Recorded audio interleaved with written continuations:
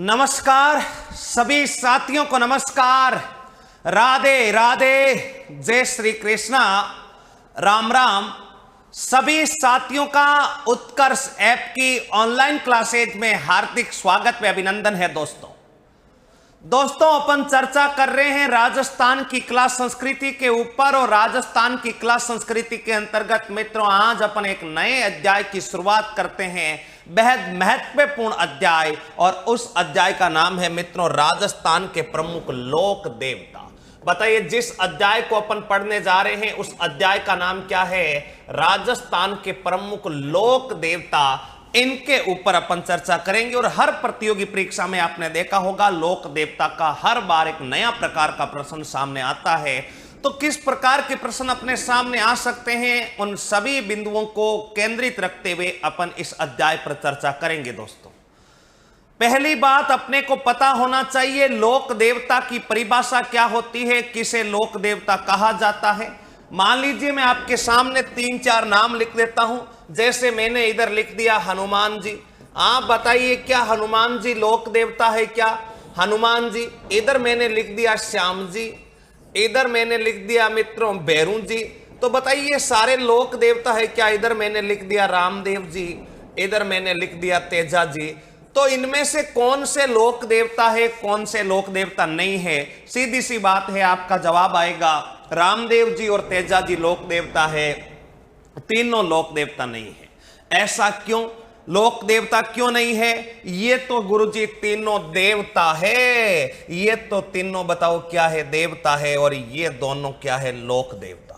बात ठीक है आपकी, इस बात से 100% हम भी सहमत हैं, सभी लोग सहमत हैं। फिर देवता और लोक देवता में अंतर क्या है? अपने को देवता पढ़ना या लोक देवता? अपने को देवता नहीं पढ़ने। देवता तो ब्रह्मा जी है, विष्णु है, महेश है, ये सब देवता है, देवता का ही एक रूप है। हनुमान जी है, खाटू श्याम जी है, सब देवता है। लेकिन अपने अध्याय में देवता नहीं है, अपने अध्याय में लोक देवता है। गुरुजी कैसे पहचानेंगे लोक देवता और देवता में अंतर क्या होता है? इसके लिए परिभाषा अपने को पता होनी चाहिए। परिभाषा क्या होगी मित्रों? ऐसे व्यक्तित्व जिनका उल्लेख रामायण, महाभारत, भगवत गीता अथवा अन्य धार्मिक प्राचीन ग्रंथों में मिलता है, उन सभी को क्या कहा जाता है? उन सभी को देवता कहा जाता है। लेकिन लोक देवता का अभिप्राय क्या होगा? आप और हमारी तरह सर्वे साधारण समाज में जन्म लेकर के अपने अच्छे कार्यों की बदौलत पूजे जाने वाले जो व्यक्तित्व होते हैं उन्हीं को अपन बताओ क्या कहते हैं? लोक देवता कहते हैं। कोई भी हो सकता है, समाज में अपनी तरह जन्म लेगा, लेकिन वो अच्छे कार्य करेगा, समाज उत्थान के कार्य करेगा, समाज को एक नया और अच्छा मार्गदर्शन करेगा, गौ रक्षा करेगा, महिलाओं के सशक्तिकरण के लिए, महिलाओं की रक्षा के लिए अपने प्राणों का त्याग करेगा। ऐसा जो महान व्यक्तित्व होगा जिनकी अपन पूजा करेंगे, वो सारे के सारे किसकी श्रेणी में आएंगे? लोक देवता की श्रेणी में आएंगे। दोस्तों तो देवता और लोक देवता में बड़ा अंतर होता है, अंतर अपने को क्लियर होना चाहिए। लोक देवता की परिभाषा लिखने की जरूरत तो नहीं है, फिर भी लिख लेते हैं। साधारण समाज में जन्म लेकर, साधारण समाज में जन्म लेकर अच्छे कार्य जैसे गौ रक्षा, अच्छे कार्य जैसे गौ रक्षा अथवा महिलाओं की रक्षा करते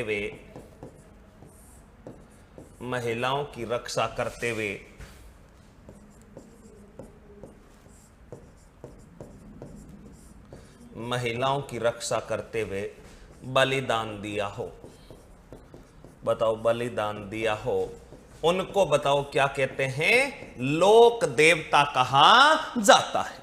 यह तो है लोक देवता की परिभाषा।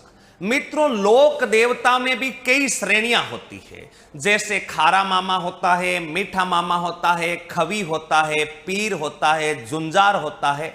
इस प्रकार अलग अलग श्रेणियों में लोक देवता बंटे हुए होते हैं। मैं केवल और केवल एक एक लाइन के माध्यम से आपको समझाना चाहूंगा। देखिएगा, जुंजार, वैसे राजस्थान के 99% लोक देवता इस श्रेणी में आते हैं, फिर भी स्पेशली सटीक परिभाषा ऐसे लोक देवता जिन्होंने गो रक्षा करते हुए अपने प्राण त्यागे, उनको बताओ क्या कहते हैं? जुंजार कहते हैं। यानी गायों की रक्षा करते हुए अपने प्राण त्यागे, जैसे तेजा जी गो रक्षा करते हुए शहादत को प्राप्त हुए, पाबू जी गो रक्षा करते हुए, गोगा जी गो रक्षा करते हुए, रामदेव जी ने समाधि ली थी, हड़बू जी ने समाधि ली थी। तो जो लोक देवता ऑन स्पॉट अपने गायों की रक्षा करते हुए अपने प्राण त्याग दिए थे, वो बताओ किसकी श्रेणी में आते हैं? गो रक्षा, अपने जुंजार की श्रेणी में आते हैं। तो पहला बिंदु एक लाइन में लिख देता हूं, गो रक्षा करते हुए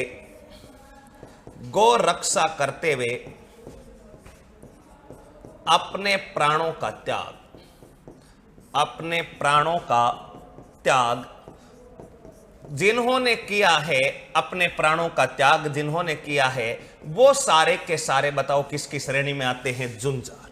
मित्रों, नंबर 2 पर ध्यान रखिएगा, एक लोक देवता होते हैं खवी। बताओ एक लोक देवता कौन होते हैं? खवी। मित्रों, खवी के बारे में ऐसा कहते हैं कि जो चमत्कारी होते हैं, अथवा पितृ पूजा। आपने गांव में सुना होगा, किसी व्यक्ति की एक कारण अथवा अकाल मृत्यु हो जाए, और अकारण अथवा अकाल मृत्यु हो जाए, समय से पहले मृत्यु हो जाए, तो उसकी आत्मा को शांति नहीं मिलती और वो आत्मा भटकती रहती है। आपने देखा होगा, सुना होगा कि फला फला आदमी को छाया आती है, फला फला आदमी को छाया आती है, ऐसा आपने सुना होगा अपने दैनिक जीवन में। तो वो छाया किसको आती है, कैसे आती है? तो छाया का अर्थ है कि उसमें किसी ना किसी व्यक्ति का, किसी दूसरे व्यक्ति की आत्मा क्या करती है? प्रवेश करती है, और प्रवेश करने के पश्चात वो मुख पर बोलती है कि हाँ ऐसा हुआ था, ऐसा हुआ था। तो जो पितृ पूजा होती, गांव में कहते हैं ना कि ये तो पितृ है, जिनकी आत्मा को शांति नहीं मिलती, उनके लिए अलग से मंदिर वगैरह बनाए जाते हैं, उनको कहते हैं पितृ पूजा से ख्याति प्राप्त जो देवता होते हैं, उनको अपन कौन से देवता कहते हैं? खवी कहते हैं। तो लिख सकते हैं, क्या लिखेंगे? पितृ पूजा से ख्याति प्राप्त, पितृ पूजा से ख्याति प्राप्त लोक देवता, ख्याति प्राप्त लोक देवता जो है वो बताओ कौन से हैं? अपने जो भी है खवी, मामा देव, जैसे मामा देव क्या भंवर बाबा है, जिन्हें बबुलिया अथवा बतुलिया का देवता कहते हैं, ऐसे कई देवता है। मित्रों, नंबर 3 पर श्रेणी आती है, अपने नंबर 3 पर इनकी जो श्रेणी आती है खारा मामा। बताओ कौन सा मामा? खारा मामा। खारा मामा कौन से लोक देवताओं को कहते हैं? नमकीन मामा कौन से लोक देवताओं को कहते हैं? ऐसे लोक देवता जिनको अपने किसी मनुष्य अथवा जानवर की बलि दी जाती है। जैसे आपने बरसात के देवता मामदेव का नाम सुना होगा, मामदेव जिसे भैंसे की क्या दी जाती है? बलि दी जाती है। तो जिन लोक देवताओं को शराब चढ़ाई जाती है अथवा जानवर की बलि दी जाती है, उसको अपन खारा मामा। कई लोक देवियां भी ऐसी है जो खारी मामी भी है, जिनको शराब का भोग लगाया जाता, उनको खारा मामा की श्रेणी में रखा जाता है। तो ऐसे लोक देवता जिनको भोग प्रसाद के रूप में शराब का भोग लगाया जाए अथवा जानवर की क्या दी जाए? बलि दी जाए, किसकी श्रेणी में आ जाएंगे? खारा मामा की श्रेणी में। यहां पर लिख सकते हैं, जानवर की बलि अथवा शराब का भोग, जानवर की बलि अथवा शराब का भोग जिन देवताओं को लगाया जाता है, उनको बताओ क्या कहते हैं? खारा मामा। और एक होता है स्वीट मामा, यानी मीठा मामा। बताओ कौन सा मामा? मीठा मामा, यानी साधारण श्रेणी के लोक देवता जिन्हें साधारण भोग लगाया जाता। साधारण श्रेणी, ये एक लोक देवताओं की कौन सी श्रेणी है? साधारण श्रेणी है, जिसमें साधारण भोग लगाया जाता, यानी अधिकांश लोक देवता साधारण भोग लगाया जाता। ऐसे अधिकांश लोक देवता इस श्रेणी में आते हैं, लेकिन खारा मामा अलग होते हैं, खवी अलग होते हैं, जुंजार अलग होते हैं। ये कुछ विशिष्ट लोक देवताओं की क्या होती है, श्रेणियां होती है। तो इस साधारण श्रेणी में तो कोई भी आ सकता है। साधारण भोग का अर्थ क्या है, जिसे लड्डू का भोग लगाया जाए, खीर चूरमा का भोग लगाया जाए, जो भी अपना प्रसाद होता है। आजकल जमाना बदल गया है, तो देवी देवताओं को हार्ट अटैक ना आ जाए, इस कारण लो कोलेस्ट्रॉल का भोग, जैसे डेयरी मिल्क है, 5 स्टार है, पता नहीं कौन कौन सी कैडबरी जो आपकी चॉकलेट आती है, उनका भोग लगा दे जिनमें कोलेस्ट्रॉल की मात्रा कम हो। तो वो सारे के सारे बताओ कौन से मामा कहलाएंगे, मीठे मामा कहलाएंगे। ये लोक देवताओं की कुछ विशिष्ट श्रेणियां और लोक देवताओं का साधारण परिचय है। आशा करता हूं सबको यहां तक की बातें क्लियर हुई होगी। मित्रों, एक श्रेणी लोक देवताओं की और बच जाती है और उस श्रेणी का नाम है पीर। बताओ लोक देवताओं की उस श्रेणी को अपन कौन सी श्रेणी में गिनते हैं, पीर श्रेणी जो है लोक देवता। पीर का अर्थ क्या होता है, गोगा जी, हड़बू जी, रामदेव जी, मांगलिया मेहा, पांचों पीर पधारो गोगा जी गेहा। पाबू जी, हड़बू जी, रामदेव जी, मांगलिया मेहा, पांचों पीर पधारो गोगा जी गेहा। यानी ऐसे लोक देवता जिनकी पूजा सर्वे धर्म में समान रूप से हो। हिंदू भी जिनकी पूजा करे, मुस्लिम भी जिनकी पूजा करे, अर्थात सांप्रदायिक भावना के, सांप्रदायिक सौहार्द के प्रतीक जो देवता होते हैं, उनको बताइए क्या कहा जाता है, पीर कहा जाता है। और राजस्थान में कुल पीरों की जो संख्या है, वो कुल पीरों की संख्या बताइए कितनी है, 5 है मित्रों। पांचों नाम भी अपने को याद होने चाहिए। सबसे पहले मैं परिभाषा लिख देता हूं। ऐसे लोक देवता जो सर्वे धर्म में, बताओ ऐसे लोक देवता जो सर्वे धर्म में पूजे जाते, जो सर्वे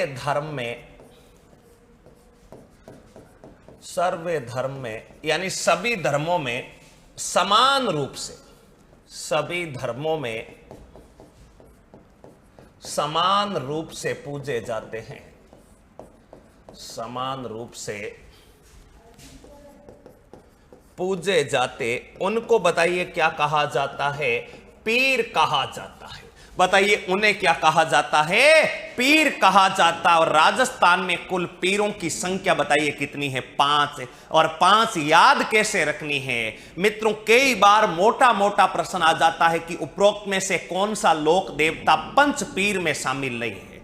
तो अपने को ध्यान रखना है, पाबू जी, हड़बू जी, रामदेव जी, मांगलिया मेहा, पांचों पीर पधारो गोगा जी गेहा। पांचों पीर पधारो गोगा जी गेहा। तो यहां पर पंच पीर जो है, वो पंच पीरों के मैं नाम लिख देता हूं मित्रों, ये भी अपने को याद होना चाहिए।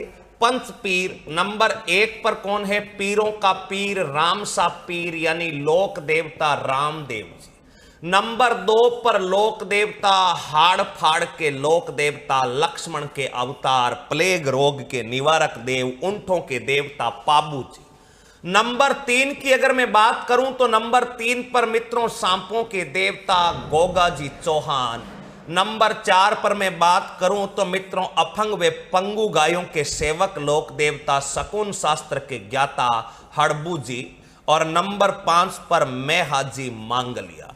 नंबर 5 के जो लोक देवता है उनका नाम बताओ क्या है, मेहा जी मांगलिया। ये टोटल बताओ कितनी श्रेणी के, कितने लोक देवता है, 5, जो किस श्रेणी में आते हैं, पंच पीर की श्रेणी में आते हैं। ये भी अपने लोक देवताओं की एक बताओ क्या है, श्रेणी है। आशा करता हूं कि यहां तक की परिभाषाएं और साधारण सा जो परिचय था, हालांकि अभी तक कभी प्रश्न बना नहीं है, लेकिन कभी कभार ऐसा प्रश्न बन जाए कि उपरोक्त में से कौन सा लोक देवता खवी है, कौन सा जुंजार है, तो ध्यान रखना परिभाषाएं अगर आपको पता है तो कोई दिक्कत आने वाली नहीं है। वैसे वैसे जब एक एक लोक देवता पढ़ेंगे तो प्रत्येक की श्रेणी आपको अपने आप पता लग जाएगी कि कौन सा लोक देवता कौन से कार्य के लिए प्रसिद्ध हुआ। तो यह साधारण सा परिचय मित्रों अपने को क्लियर होना चाहिए। अब आगे की तरफ बढ़ते हैं मित्रों, एक एक लोक देवता के बारे में अपनी चर्चा को आगे बढ़ाते हैं। और सबसे पहले आते हैं पीरों के पीर राम सा पीर, यानी सबसे महत्वपूर्ण लोक देवता, प्रतियोगी परीक्षा की दृष्टि से सबसे महत्वपूर्ण लोक देवता रामदेव जी। सबसे पहले अपन जिस लोक देवता पर चर्चा करना चाह रहे हैं उन लोक देवता का नाम बताइए क्या है? रामदेव जी। और रामदेव जी से संबंधित साधारण सा परिचय अपन पढ़ने वाले हैं। पहले कभी कभार परिचय भी अपने काम आ जाता है। तो सबसे पहले तो मित्रों इनका जन्म। दोस्तों इनके जन्म को लेकर बड़ा विवाद है। जन्म को लेकर कुछ विद्वान बताते हैं 1405 विक्रम संवत, तो कुछ बताते हैं 1409। ध्यान रखिएगा 1405 और 1409 दोनों ही अलग अलग प्रमाणिक पुस्तकों में उल्लेखित है।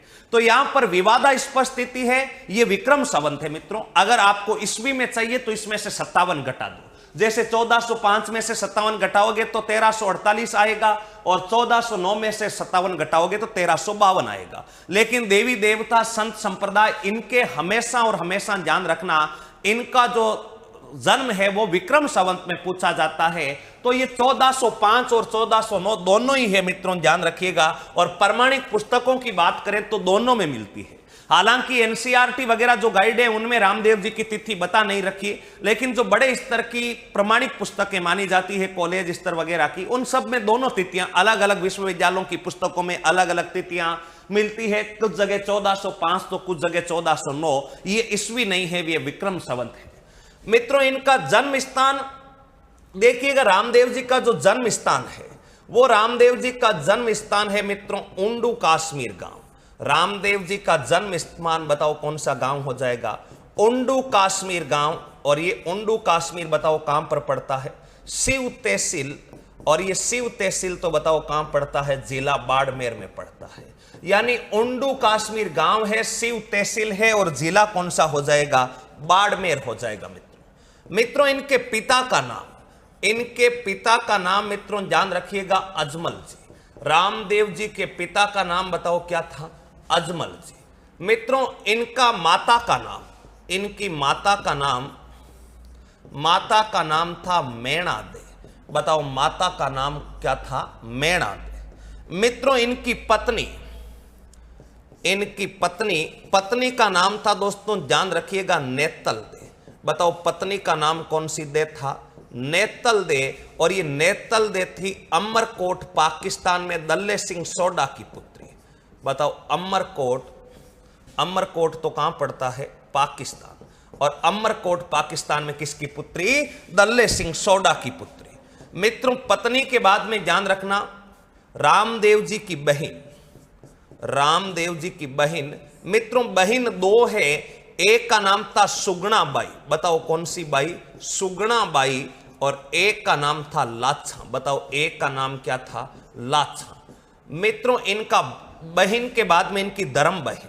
अगर आपसे पूछा जाए, ये साधारण परिचय रामदेव जी का पता होना चाहिए। अगर धर्म बहन पूछा जाए तो रामदेव जी की धर्म बहन का नाम था मित्रों डाली बाई।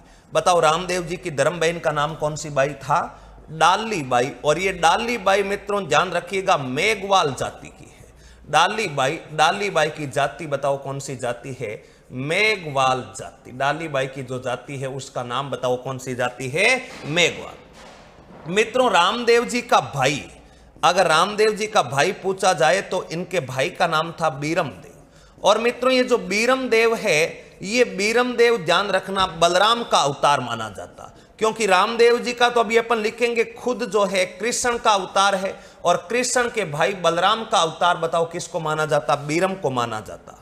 मित्रों इनके गुरु का नाम था बालीनाथ। रामदेव जी का गुरु, और रामदेव जी के गुरु का नाम बताओ कौन सा नाथ था? बालीनाथ जी। और बालीनाथ जी जो है इनकी गुफा अगर आपसे पूछा जाए तो बालीनाथ जी की गुफा मित्रों ध्यान रखिएगा मसूरिया पहाड़ी। और मसूरिया पहाड़ी तो बताओ कहां पर है? जोधपुर में। बालीनाथ जी की जो गुफा है वो मसूरिया पहाड़ी, और मसूरिया पहाड़ी तो बताओ कहां पर है? जोधपुर में। ये कुछ बातें अपने को एक बार रामदेव जी के बारे में पता होनी चाहिए।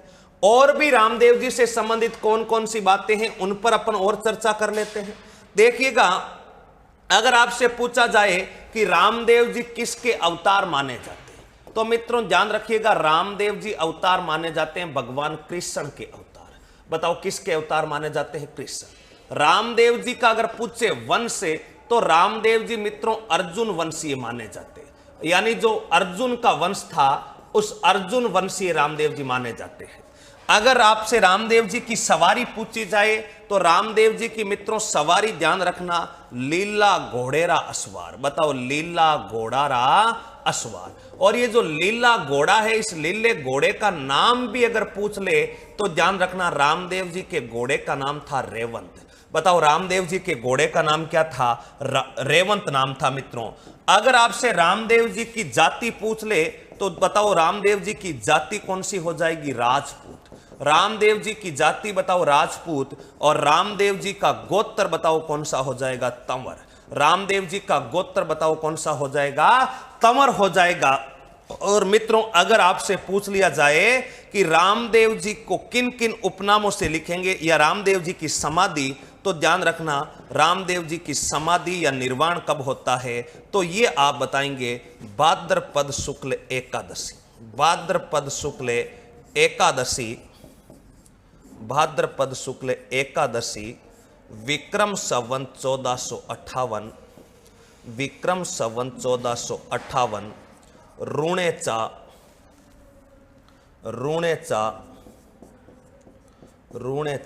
जैसलमेर, ऋणेचा जैसलमेर। और जन्म जो है 1405, ये तो है विक्रम संवत भादुड़ारी दूज, यानी भाद्रपद शुक्ले द्वितीय। ये है अपना रामदेव जी का कुछ साधारण परिचय। आशा करता हूं कि ये साधारण परिचय आप सबको अच्छे से याद हो जाएगा। देखना, रामदेव जी जन्म में मैंने कहा कि जन्म को लेकर इनका थोड़ा सा विवाद है। अलग अलग प्रमाणिक पुस्तकें जो है वो अलग अलग तिथियां बताती है। 1405, 1409 जो है वो ज्यादा बताते हैं, लेकिन अधिकांश जो है 1405 भी बताते हैं। मित्रों, जन्म स्थान हो गया उंडू कश्मीर, शिव तहसील जिला बाड़मेर, पिता अजमल जी, माता मैना दे, पत्नी नेतल दे, बहन सुगुणाबाई लाछा, धर्म बहन डालीबाई मेघवाल जाति, भाई बीरमदेव बलराम का अवतार, गुरु बालीनाथ, गुफा है मसूरिया पहाड़ी, खुद अवतार है कृष्ण के, अर्जुन वंशीय माने जाते, सवारी लीला घोड़ा, घोड़े का नाम रेवंत था, जाति राजपूत, गोत्र तंवर, और समाधि यानी इनका अंतिम समय जो है विक्रम संवत 1458 है। कहां पर है? ऋणेचा जैसलमेर में भाद्रपद शुक्ले एकादशी को बताओ इनका क्या हो जाता है? ये समाधि ले लेते हैं। ये कुछ बातें अपने को पता होनी चाहिए मित्रों। अब देखिएगा दोस्तों, रामदेव जी के बारे में अगला बिंदु अपन पढ़ते हैं। रामदेव जी के बारे में मित्रों अगला बिंदु, रामदेव जी के उपनाम पढ़ लेते हैं। पहले रामदेव जी के बताओ कौन से नाम पढ़ लेते हैं? उपनाम, यानी रामदेव जी कौन कौन से उपनामों से जाने जाते हैं। रामदेव जी को मित्रों कहते हैं, ध्यान रखिएगा, अपने सांप्रदायिक सद्भावना के लोक देवता। सांप्रदायिक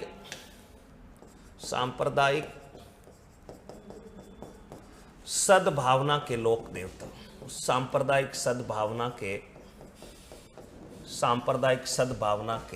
लोक देवता, सांप्रदायिक सद्भावना के लोक देवता। नेक्स्ट, इन्हीं को कहते हैं ठाकुर जी। रामदेव जी को ही कहते हैं ठाकुर जी। मित्रों, इन्हीं को कहते हैं कुष्ठ अथवा कोढ़ रोग के निवारक देव। कुष्ठ रोग के निवारक देव, कुष्ठ रोग के निवारक देव। मित्रों, इन्हीं को कहते हैं पीरों का पीर। बताओ, इन्हीं को क्या कहा जाता है? पीरों का पीर। और ये जो पीरों का पीर रामसा पीर है, ये मक्का के 5 पीरों ने, मक्का के 5 पीरों ने पंचपीपली नामक स्थान पर, पंचपीपली नामक स्थान पर, पंचपीपली नामक स्थान पर कहा, पंचपीपली नामक स्थान पर कहा। दोस्तों देखिएगा, मक्का के 5 पीर ऐसा कहते हैं कि लोक देवता रामदेव जी की परीक्षा लेने के लिए आते हैं। कौन से स्थान पर आते हैं? पंचपीपली नामक स्थान पर आते हैं। और पंचपीपली नामक स्थान पर आते हैं तो ये रामदेव जी से बातचीत करते हैं। और रामदेव जी, शाम का समय था, रामदेव जी ने इनको कहा कि अब शाम का समय हो गया, आप इतनी दूर से आए हैं, थके हुए होंगे, आप भोजन कर लीजिए, ब्यालू कर लीजिए, क्योंकि राजस्थानी भाषा में जो रात का भोजन होता है उसे ब्यालू कहा जाता है। इन्होंने कहा कि ब्याड़ूड़ो जद कराला जद मारा बर्तन आवेला सा, मारा बर्तन तो मक्का में तिर तिर जावे सा। यानी इन्होंने सीधा सा कहा कि हमारे सोने के बर्तन जो है वो मक्का में छूट गए हैं, और रामदेव जी हम हमारे सोने के बर्तनों के अलावा किसी दूसरे बर्तन में ब्याड़ू नहीं कर सकते, भोजन नहीं कर सकते, हम हमारे मूल बर्तनों में ही भोजन करेंगे, और जब तक मक्का नहीं चले जाते तब तक हम भोजन ग्रहण नहीं करेंगे। रामदेव जी ने कहा कि सोने के बर्तनों की बात है, भारत तो सोने की चिड़िया है, अभी तुरंत ऑन स्पॉट आपके सोने के बर्तन मंगवा देंगे, आप ऐसी चिंता क्यों करते हैं। मित्रों, इन्होंने कहा नहीं, हमें दूसरे बर्तन नहीं चाहिए, हमें तो हमारे मूल बर्तन ही चाहिए। रामदेव जी ने कहा कि आप आंखें बंद कीजिए, अभी एयर इंडिया की फ्लाइट आ रही है, तुरंत आपके बर्तन जो है मक्का से मंगवा देंगे। मित्रों, इन 5 पीरों ने कुछ समय के लिए आंखें बंद की। रामदेव जी ने अपनी देवीय शक्ति का प्रयोग करते हुए ऐसा पर्चा दिया कि वो बर्तन अपने आप देवीय शक्ति से उठ करके इन मक्का के 5 पीरों के सामने खड़े आकर के रख दिए जाते हैं। जैसे ही मक्का के 5 पीर अपनी आंखें खोलते हैं, उनकी आंखें फटी की फटी रह जाती है, हक्के बक्के रह जाते हैं। रामदेव जी के पर्चा, रामदेव जी का जो चमत्कार होता है, उस रामदेव जी के चमत्कार को पर्चा कहा जाता है। इन मक्का के पीरों ने देखा, रे ये तो वही बर्तन है जो अपने मक्का में छोड़ के आए थे, वो यहां कैसे आए थे, ये तो रामदेव जी के चमत्कारों से आए थे। और रामदेव जी के इस पर्चे को देख करके मित्रों, इन पीरों ने कहा कि मां तो केवल पीर हां था पीरा का पीर हो। तभी से रामदेव जी को पीरों का पीर, कौन सा पीर कहा जाता है, रामसा पीर कहा जाता है। ऐसे महान लोक देवता रामसा पीर, बोलो रामसा पीर की जय हो। ऐसे अपने महान व्यक्तित्व लोक देवता रामदेव जी थे। नेक्स्ट, भारत के सबसे बड़े लोक देवता, भारत के सबसे बड़े लोक देवता, भारत के सबसे बड़े अगर लोक देवता पूछा जाए तो भारत के सबसे बड़े लोक देवता रामदेव जी। और भी बाकी कई नाम है, रूणीचेरा धणी, अजमल जीरा कंवरा, लेकिन वो रूणीचेरा धणी आप समझ जाओगे कि लिखने की जरूरत नहीं है। मित्रों, रामदेव जी के सहयोगी कौन कौन थे? रामदेव जी के सहयोगी यानी रामदेव जी के हमेशा साथ कौन कौन रहते थे? तो एक का नाम तो था मित्रों हरजी बाटी। बताओ, एक व्यक्ति का नाम क्या था? हरजी बाटी। हरजी बाटी के अलावा मित्रों लक्की बंजारा। बताओ, अपने हरजी बाटी के अलावा कौन था? लक्की बंजारा। लक्की बंजारा के अलावा रत्ना राय का। बताओ, रत्ना राय का। ये अपने रामदेव जी के सारे सहयोगी माने जाते हैं। मित्रों, ये हरजी बाटी के 2-3 ग्रंथ बड़े प्रसिद्ध हैं। हरजी बाटी ने 2-3 ग्रंथ लिखे हैं, जिनमें से एक ग्रंथ है मित्रों आगम पुराण। बताओ, ग्रंथ का नाम क्या है? आगम पुराण। याद रखना, आगम पुराण।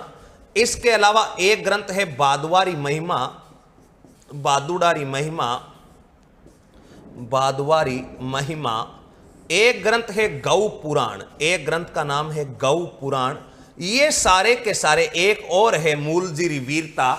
ऐसे कई ग्रंथ लिखे हैं। तो ये हरजी बाटी के ग्रंथ है गौ पुराण, आगम पुराण, भादवारी महिमा। और हरजी बाटी किसका सहयोगी था? लोक देवता रामदेव जी का सहयोगी था। ये तो अपने लोक देवता रामदेव जी का कुछ साधारण सा परिचय होता है कि इनको किन किन नामों से जाना जाता है और इनके अंग रक्षक कौन है, इनका अवतार क्या है, इनका वंश कौन सा है, इनके उपनाम क्या है, माता पिता का नाम क्या है, गुरु का नाम क्या है। ये तो है अपने रामदेव जी का साधारण सा परिचय। मित्रों, अब बताओ, रामदेव जी ने ऐसा कौन सा कार्य कर दिया कि रामदेव जी को लोग जो है लोक देवता के रूप में पूजने लगे?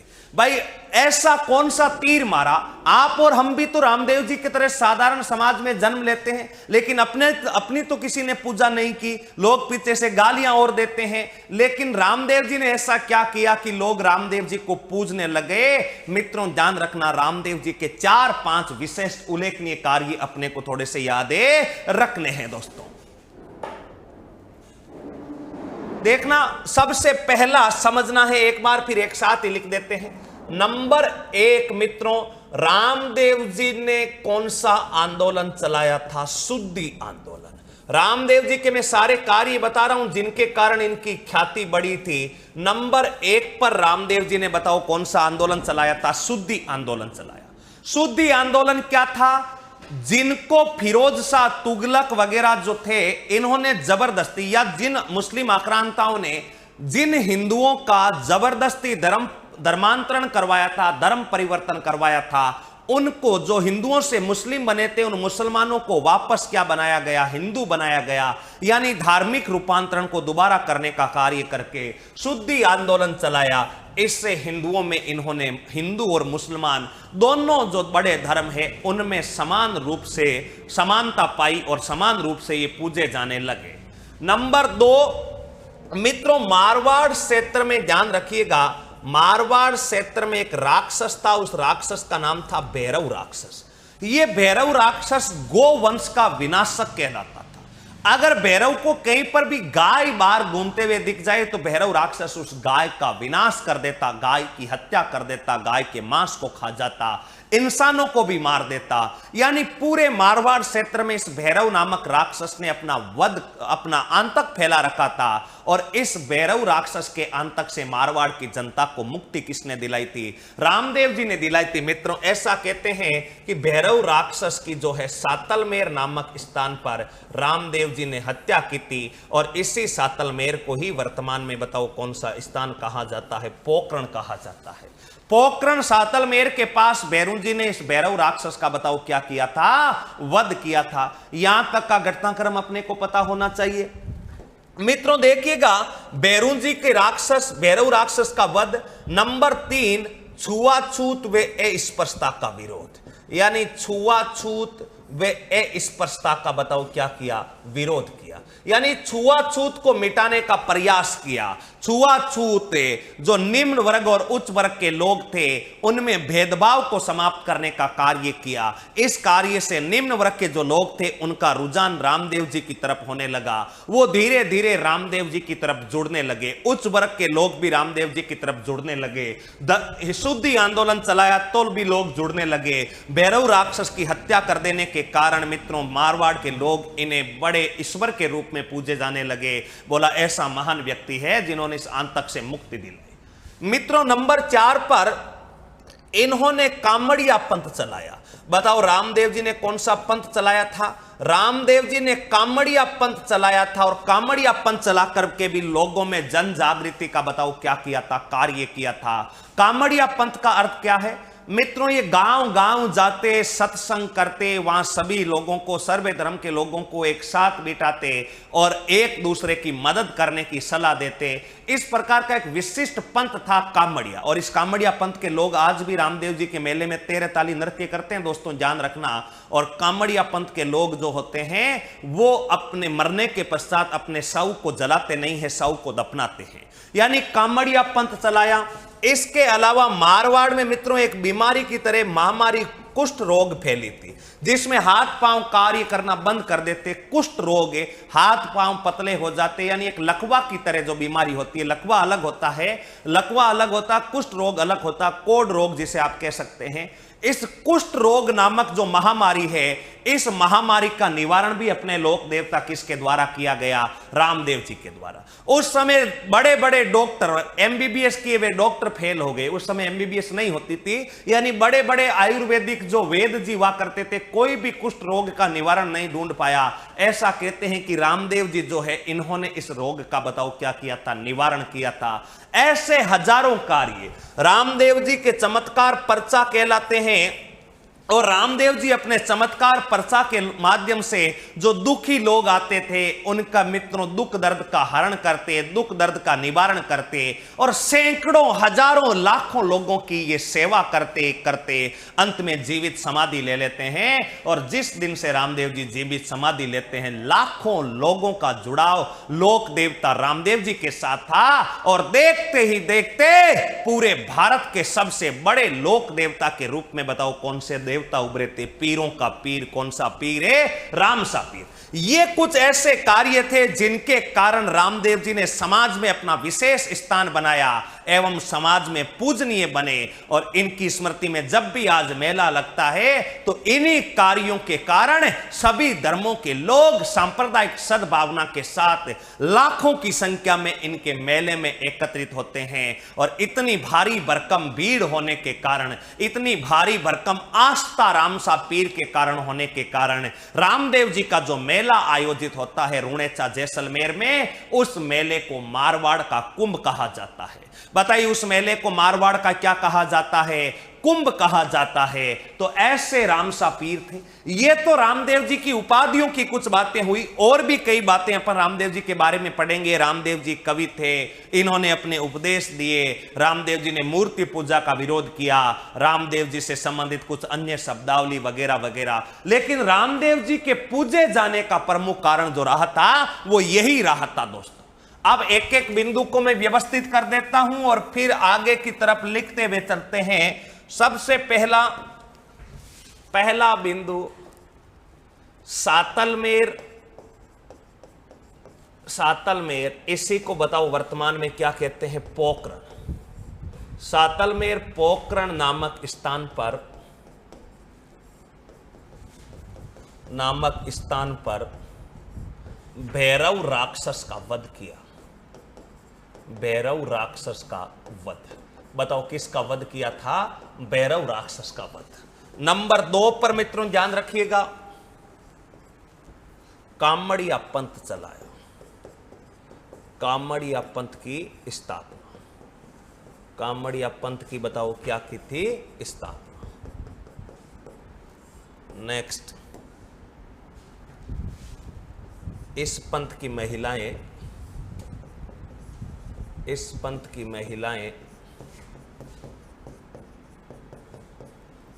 रामदेव जी मेले में तेरे ताली नृत्य करती है। तेरे ताली नृत्य करती है। बताओ क्या करती है? तेरे ताली नृत्य करती है। और तेरा ताली नृत्य अपन नृत्य कला में विस्तार से देखेंगे। अगला, शुद्धि आंदोलन के प्रवर्तक। शुद्धि आंदोलन का अर्थ मैंने आपको बता दिया। जिन हिंदुओं को जबरदस्ती मुस्लिम बनवाया गया था उनका वापस धर्म रूपांतरण रामदेव जी ने करवाया। नेक्स्ट मित्रों, छुआछूत का विरोध। छुआछूत का विरोध। छुआछूत का विरोध। नेक्स्ट, कुष्ठ रोग का निवारण। कुष्ठ रोग का बताओ क्या किया था? निवारण किया था। नेक्स्ट,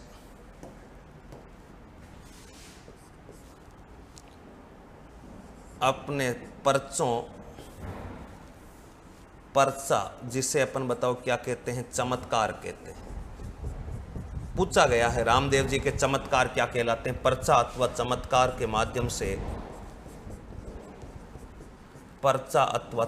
के माध्यम से रामदेव जी ने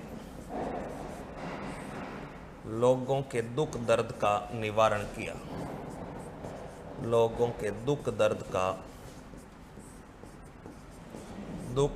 का निवारण किया। बताओ रामदेव जी ने लोगों के दुख दर्द का क्या किया? निवारण किया। अगला बिंदु, रामदेव जी एकमात्र ऐसे लोक देवता, रामदेव जी एकमात्र ऐसे लोक देवता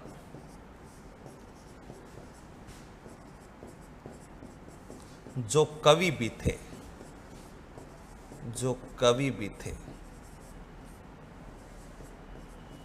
रामदेव जी का जो ग्रंथ है अथवा उपदेश जो है, ग्रंथ अथवा जो उपदेश है वो 24 वाणियां, ग्रंथ अथवा उपदेश को बताओ क्या कहते हैं? 24 वाणियां। और ये 24 जो वाणियां है इसी को कहते हैं बाबारी पर्ची। बताओ इसी को क्या कहा जाता है? बाबारी पर्ची कहा जाता है। मित्रों, ये कुछ अपने को महत्वपूर्ण जानकारी बताओ किससे संबंधित याद रखनी है? रामदेव जी से संबंधित याद रखनी है कि रामदेव जी के कौन कौन से उल्लेखनीय कार्य हुए थे। इन्हीं कार्यों के कारण रामदेव जी लोक देवता के रूप में पूजे जाते हैं। आशा करता हूं यहां तक के बिंदु तो अच्छे से दिमाग में सेव हो गए होंगे। आगे के बिंदु जो प्रतियोगी परीक्षाओं के लिए और उपयोगी हो सकते हैं, उन पर अपन चर्चा कर लेते हैं कि लोक देवता रामदेव जी से और क्या क्या प्रश्न बन सकते हैं। तो मित्रों, एकमात्र लोक देवता, या सीधा लिख देते हैं रामदेव जी ने मूर्ति पूजा वे, रामदेव जी ने मूर्ति पूजा वे धार्मिक यानी मूर्ति पूजा वे तीर्थ यात्रा का विरोध किया। तीर्थ यात्रा का विरोध किया। बताओ, रामदेव जी ने एक तो मूर्ति पूजा और एक तीर्थ यात्रा का बताओ क्या किया था? विरोध किया। और इसी कारण आपने देखा होगा कि रामदेव जी जो है, उन रामदेव जी के पगले पूजे जाते हैं। मूर्ति नहीं पूज करके इनके पगले यानी इनके पद चिन्ह पूजे जाते हैं, ध्यान रखना। तो रामदेव जी के पूछा जा सकता है ऐसे लोक देवता जिनके पद चिन्ह अथवा पगले पूजे जाते हैं, कौन से हैं? रामदेव। यहां पर एक लाइन ऐड कर दो, इसी कारण इनके पगले अथवा पद चिन्ह, इनके पगले अथवा पद चिन्ह पूजे जाते हैं, पद चिन्ह पूजे जाते हैं। बताओ, यहां तक कि सबको रामकथा अच्छे से क्लियर है। अगला बिंदु, रामदेव जी ने पोकरण कस्बा, रामदेव जी ने पोकरण कस्बा, पोकरण स्थान अपनी बहन सुगुणाबाई को दहेज में दिया। अपनी बहन सुगुणाबाई को दहेज में दिया। सुगुणाबाई को दहेज में दिया। सुगुणाबाई को दहेज में दिया एवं रूणेचा नामक स्थान की, एवं रूणेचा की स्थापना की। बताओ, किसकी स्थापना की थी? रूणेचा, जहां पर रामदेव जी का क्या बना हुआ है? मंदिर बना हुआ है, जिसे अपन राम सरोवर भी कहते हैं। मित्रों, सुगुणाबाई का विवाह बताओ कहां पर हुआ था? यह भी साथ में याद रख लेना। सुगुणाबाई का विवाह पुंगलगढ़, आ रेल किसे गढ़ जाए डाइये डाबुलियो, आ रेल तो पुंगलगढ़ जाए, या रेल तो कौन से गढ़ जाए? पुंगलगढ़। सुगुणाबाई का विवाह पुंगलगढ़। ये पुंगलगढ़ तो बताओ कहां पड़ता है? पुंगलगढ़ तो पड़ता है बीकानेर में। पुंगलगढ़ बीकानेर के शासक विजय सिंह के साथ हुआ। बताओ, शासक किसके साथ हुआ था? विजय सिंह के साथ हुआ। विजय सिंह के साथ, और विजय सिंह के साथ हुआ था तब रामदेव जी ने ये पोकरण कस्बा अपनी बहन सुगुणाबाई को दहेज में दे दिया था। और कौन से स्थान की स्थापना की थी? रूणेचा शहर की स्थापना की थी। रूणेचा में इन्होंने राम सरोवर का निर्माण करवाया एवं परचा बावड़ी का भी बताओ क्या करवाया था? निर्माण करवाया था। मित्रों, यहां पर लिख सकते हैं रामदेव जी के बारे में। रामदेव जी का जो मेला है, ये रामदेव जी का मेला बताओ कब लगता है? भाद्रपद शुक्ल द्वितीया से, रामदेव जी का मेला भाद्रपद शुक्ल द्वितीया से भाद्रपद शुक्ल एकादशी तक। बताओ, भाद्रपद शुक्ल एकादशी तक रामदेव जी का क्या बरता है? मेला बरता है। और ये जो भाद्रपद शुक्ल द्वितीया है, इसे बाबारी बीज कहा जाता है। बताओ, इसे क्या कहा जाता है? बाबारी बीज कहा जाता है। ध्यान रखिएगा, बाबारी बीज या उजड़ी बीज भी कहते हैं, क्योंकि भादुड़ारी बीज को रामदेव जी का बताओ क्या हुआ था? अवतारे हुआ था। मित्रों, भाद्रपद शुक्ल एकादशी को रामदेव जी ने बताओ क्या ली थी? समाधि ली थी। मित्रों, ध्यान रखिएगा, ये समाधि रामदेव जी भाद्रपद शुक्ल दशमी को लेना चाहते थे, लेकिन इनके समाधि का पूरा कार्यक्रम तय हो गया था।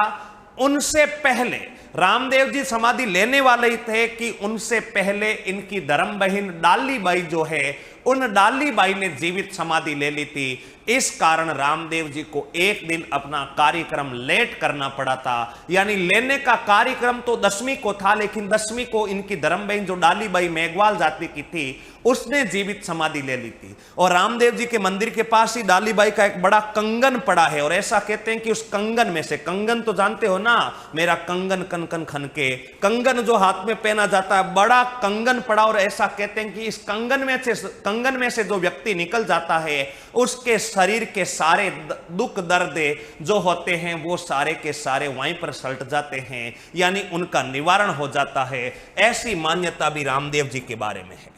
ये जो मेला है मित्रों, इस मेले को कहते हैं मारवाड़ का कुंभ। बताओ ये मेला क्या कहलाता है? मारवाड़ का कुंभ। यहां पर लाखों की संख्या में लोग बताओ क्या होते हैं? एकत्रित होते हैं। यहां पर नीचे लिख लेना, रामदेव जी से एक दिन पहले, रामदेव जी से एक दिन पहले, रामदेव जी से एक दिन पहले इनकी धर्म बहन डाली बाई ने जीवित समाधि ली।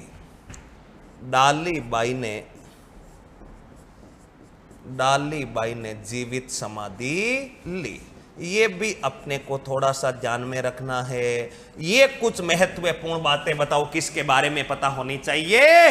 रामदेव जी के बारे में पता होनी चाहिए। आशा करता हूं कि यहां तक की जानकारी भी आप सबको रामदेव जी के बारे में याद हो जाएगी। एक एक बिंदु पढ़ लेते हैं रामदेव जी का, ताकि कोई प्रश्न बाहर बनने की संभावना ही ना रहे। यहां तक कि ये सारी बातें रामदेव जी की पता होनी चाहिए। अब मित्रों, रामदेव जी से संबंधित कुछ शब्दावली है। वो शब्दावली अगर अपने को और पता लग जाए तो बात अच्छे से समझ में आ जाए। मित्रों देखना, रामदेव जी से संबंधित शब्दावली, यहां पर हेडिंग लगा देता हूं मैं, रामदेव जी से संबंधित शब्दावली। रामदेव जी से संबंधित शब्दावली का अर्थ क्या है? देखना, शब्दावली का अर्थ जैसे रामदेव जी की जो दज्जा है, रामदेव जी की जो दज्जा है उसको कहते हैं नेजा। बताओ रामदेव जी की जो दज्जा है, रामदेव जी की दज्जा को बताओ क्या कहते हैं? नेजा कहते हैं। और मित्रों ये जो नेजा होती है ये पंचरंगी होती है। बताओ रामदेव जी की जो दज्जा है नेजा कितने रंग की होती है? 5 रंग की होती है, पंचरंगी होती है। मित्रों ध्यान रखिएगा, रामदेव जी जो है, रामदेव जी की दज्जा नेजा हो गई। रामदेव जी का पैदल यात्री जो होता है, वो रामदेव जी का पैदल यात्री मित्रों ध्यान रखना जातरू कहलाता है। रामदेव जी का पैदल यात्री बताओ क्या कहलाता है? जातरू कहलाता है। मित्रों रामदेव जी के जो जयकारे लगते हैं, रामदेव जी के जयकारे तो आपने सुने होंगे। रामदेव जी की पैदल यात्रा पर जाते हैं तो आपने बोला होगा 1 2 3 4 बाबा थारी जय जयकार, बाबो कीरो आपारो, बाबो कीरो आपारो, आपा कीरा बाबेरा। इस प्रकार के जयकारे आपने सुने होंगे। तो वो जो रामदेव जी के जयकारे होते हैं, वो रामदेव जी के जयकारे बताओ क्या कहलाते हैं? बादली कहलाते हैं। बताओ रामदेव जी के जो जयकारे होते हैं उनको क्या कहते हैं? बादली कहते हैं।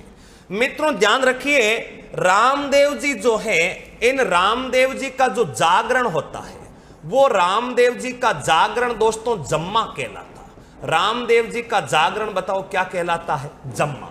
मित्रों रामदेव जी के जो गीत होते हैं, यानी जागरण में जो गीत गाए जाते हैं, जागरण में गाए जाने वाले गीत बताओ क्या कहलाते हैं? ब्यावले कहलाते हैं। और यहां पर लिख लेना एक बिंदु, सभी लोक देवताओं में सबसे लंबा गीत, सभी लोक देवताओं में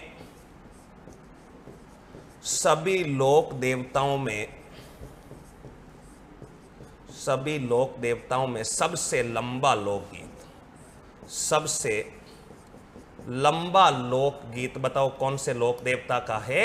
रामदेव जी का है मित्रों।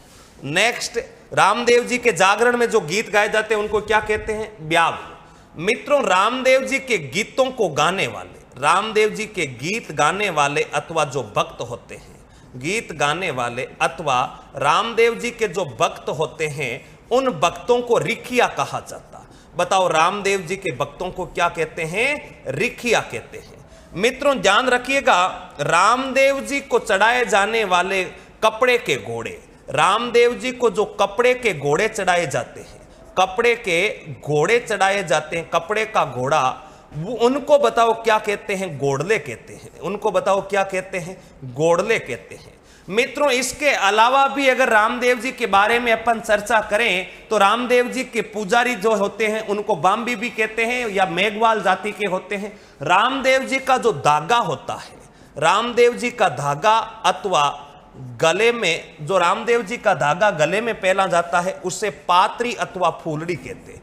उसे पात्री अथवा बताओ क्या कहते हैं? फूलड़ी कहते हैं। यह भी ध्यान रखना। रामदेव जी का जो छोटा मंदिर होता है, रामदेव जी का जो छोटा मंदिर होता है मित्रों, वो रामदेव जी का छोटा मंदिर मित्रों क्या कहलाता? थान अथवा देवरा कहलाता। रामदेव जी का जो छोटा मंदिर होता उसको थान अथवा देवरा कहते। और ये थान और देवरा यहां पर याद रखना कदम के वृक्ष के नीचे होते हैं। कदम के वृक्ष के नीचे, कदम के वृक्ष के नीचे। यानी जो रामदेव जी का छोटा थान होता है वो हमेशा किस वृक्ष के नीचे होता है? कदम के वृक्ष के नीचे होता है। ये कुछ बातें अपने को रामदेव जी के बारे में। मित्रों ध्यान रखिए, रामदेव जी के पद चिन्ह जो होते हैं, बताओ रामदेव जी के जो पद चिन्ह होते हैं उनको क्या कहते हैं? रामदेव जी के पद चिन्ह बताओ पगलिया कहलाते हैं। रामदेव जी के जो पद चिन्ह होते हैं उनको बताओ क्या कहते हैं? पगलिया कहते हैं। और ध्यान रखना पगलिया रखने का स्थान, पगलिया रखने का स्थान, पगलिया रखने का जो स्थान है उस स्थान को बताओ क्या कहते हैं? उस स्थान को ताक अथवा आलिया कहते हैं। पगलिया रखने का जो स्थान है उस स्थान को ताक अथवा बताओ क्या कहते हैं? आलिया कहते हैं। ये अपने को रामदेव जी से संबंधित कुछ शब्दावली जो है आसानी से याद होनी चाहिए और आशा करता हूं याद हो जाएगी। दोबारा से देख लो, रामदेव जी की ध्वजा को क्या कहा जाता है? नेजा कहा जाता है, जो 5 रंग की होती है। अगर 5 रंग की नहीं है ध्वजा तो केवल एक रंग सफेद रंग की होगी। पैदल यात्री जातरू रामदेव जी के जयकारे, बादली, जागरण, जम्मा, गीत, ब्यावले, गीत गाने वाले भक्त, रिकिया, कपड़े के घोड़े, घोड़ले, धागा जो गले में बांधा जाता है, पात्रे, फूलड़ी, छोटा मंदिर, थान, देवरा जो कदम वृक्ष के नीचे होता है, पद चिन्ह पगलिया कहलाते। पगलिया रखने का स्थान ताक अथवा आलिया कहलाता। रामदेव जी की जो कसम होती है, रामदेव जी की कसम उसको आण कहते। ध्यान रखना, रामदेव जी की जो कसम होती है उस रामदेव जी की कसम को बताओ क्या कहते हैं? आण कहते। बताओ रामदेव जी की कसम को क्या कहा जाता है? आण कहा जाता है। यह भी अपने को थोड़ा सा ध्यान में रखना। तो ये कुछ विशिष्ट शब्दावली है जो अपने को लोक देवता किससे संबंधित याद रखनी है? रामदेव जी से संबंधित याद रखनी है। तो ये शब्दावली। अब मित्रों रामदेव जी के प्रमुख में पूजा स्थलों की बात करूं तो रामदेव जी के अगर मैं पूजा स्थलों की बात करूं तो रामदेव जी के जो पूजा स्थल है वो पूजा स्थल कौन कौन से हैं? पूजा स्थल का अर्थ होता है रामदेव जी की हर जगह पूजा होती है, लेकिन सबसे प्रमुख ऐसे पूजा स्थल, क्योंकि एक बार परीक्षा में प्रश्न आ गया था उपरोक्त में से कौन सा लोक देवता रामदेव जी का प्रमुख पूजा स्थल नहीं है या पूजा स्थल नहीं है, तो 5 प्रमुख रामदेव जी के पूजा स्थल याद रखने हैं जो रामदेव जी के बारे में अपने को आसानी से याद रहेंगे। मित्रों रामदेव जी के पूजा स्थलों के बारे में ध्यान रखना। नंबर 1 पर खुंडियास, और खुंडियास बताओ कहां पर पड़ता है? खुंडियास पड़ता है अजमेर में। बताओ खुंडियास कौन से जिले में आता है? अजमेर में। कई जगह आपको नागौर लिखा हुआ मिलेगा, नहीं है नागौर। नागौर और अजमेर सीमा के बॉर्डर पर है, लेकिन जिला कौन सा लगता है? अजमेर लगता है।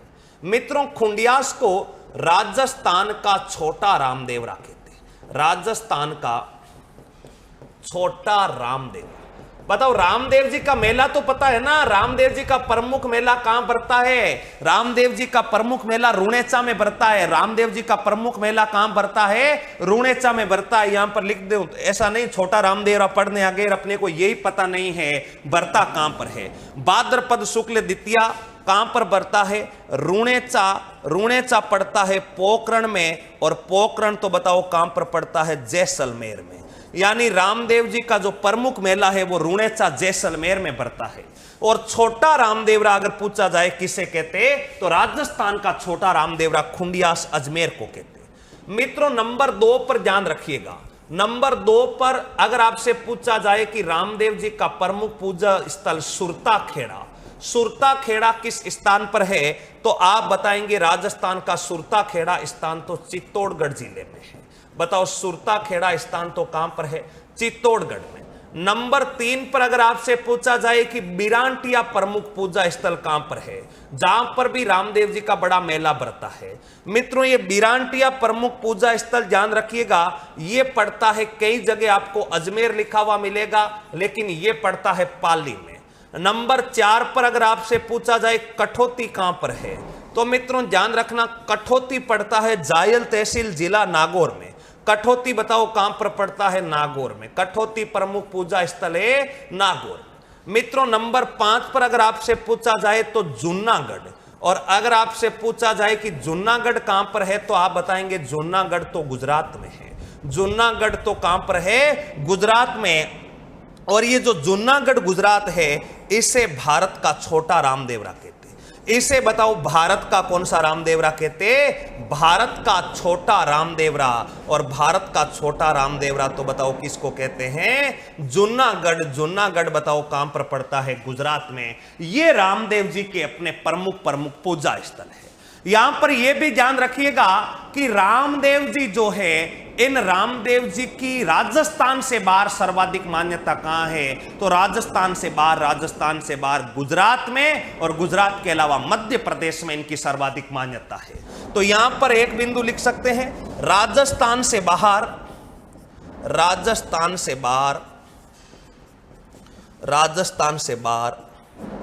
रामदेव जी की सर्वाधिक मान्यता, रामदेव जी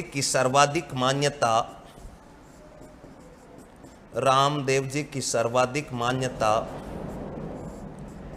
गुजरात व मध्य प्रदेश में है, गुजरात व एमपी में है। ये कुछ बातें अपने को किसके बारे में याद रखनी है, लोक देवता रामदेव जी के बारे में याद रखनी है। रामदेव जी का साधारण परिचय अपने पढ़ा, रामदेव जी के प्रमुख पूजा स्थल पढ़े, रामदेव जी से संबंधित कुछ महत्वपूर्ण बातें पढ़ी। मित्रों अब देखना 2 बातें और लिख लेना। आप रुणेचा जाते हैं रामदेव जी, वहां पर रामदेव जी का जो राम सरोवर है, यानी रामदेव जी का जो मंदिर बना हुआ है, उस रामदेव जी मंदिर का आधुनिक निर्माता कौन होता है। रामदेव जी के मंदिर का जो आधुनिक निर्माता है, मित्रों ध्यान रखिएगा, रामदेव जी मंदिर का आधुनिक निर्माता बीकानेर का महाराजा गंगा सिंह है। यहां पर लिख सकते हैं राम सरोवर एवं रामदेव मंदिर, राम सरोवर अथवा रामदेव मंदिर का आधुनिक निर्माता अथवा जीर्णोद्धार पूछ ले किसने करवाया, तो आधुनिक निर्माता BKN करते बीकानेर महाराजा गंगा सिंह को माना जाता। बताओ किसको माना जाता, बीकानेर महाराजा गंगा सिंह को कहा जाता है। और मित्रों ध्यान रखना राम सरोवर के किनारे परचा बावड़ी स्थित, राम सरोवर के किनारे